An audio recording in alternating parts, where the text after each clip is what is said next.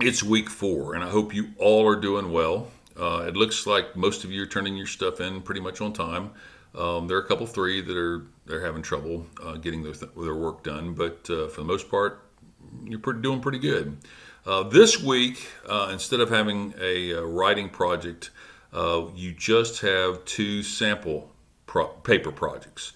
The first sample is basically from the first test. Sample paper or sample question paper 3 has these little sort of problem solving questions that you have to sort of figure out those individual answers to that. And it's real important that you put your process down. Those I had some folks that put answers and they got the right answers, but they didn't put any kind of rationale how they got to that right answer, and that's not a good thing. You need to put put your work down and explain how you get to an answer.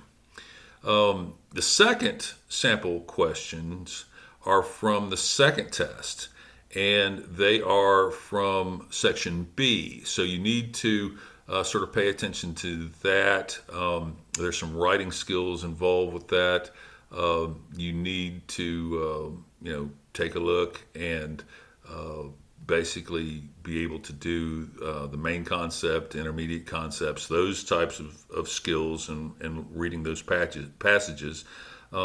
Understand that I've told you this in class, but they're not going to put an argument in front of you that's a good one. They're going to basically give you sort of arguments that are in the rough and that you have to figure out sort of what's wrong with them. So that is sort of the deal. So putting in your little answer, this is a bad argument.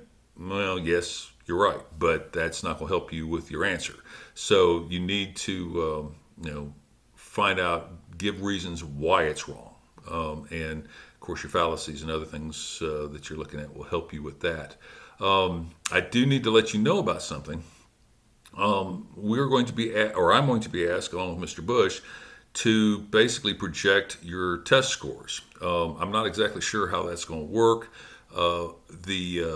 The test last year, I think around 60 to 65% of people passed. So we've got to be in that sort of ballpark range. But what this means is how I'm judging you with whether or not you're going to be able to pass that test or not is how well you're doing on these sample questions. These questions are coming straight off of old tests.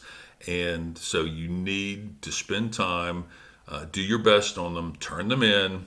Remember that not turning in an answer is actually turning in an answer. It's a zero. You've got to, do your work. And I know it's hard with doing all the online stuff. Time management and getting things out of the way, getting things squared out is a problem. It is. I'll remind you. I've said this to you. It's not easier to take a class online than it is to do face to face. So anyway, but you've got these two papers to do. I think there's 3 questions on the first sample question, the little short answers, a little problem, and then there is, of course, the question B, or the B section, and it has a number of questions, another number of things it wants you to answer after you finish reading those passages. So if you got any questions, I am on Google Hangouts during the day. Most good portion of you realize that you can contact me other times, and I try to respond as soon as I can, even if it's a Saturday night or on Sunday. But I prefer to do that during your school hours during the week. So if you've got a problem, I'd love to hear from you. I'd love to hear from you if you don't have a problem. Just keep up with your work and make sure with these sample questions that you do as good as you can with them, because not only I'm going to be asked to project how you do on the final test, I think they're going to want me to have documentation on how I did the projection. So here's the deal. These tests, these questions are going to be how I'm going to document that. So anyway, hope all is well with you. Hope you have a great week, and let me know if you have a question.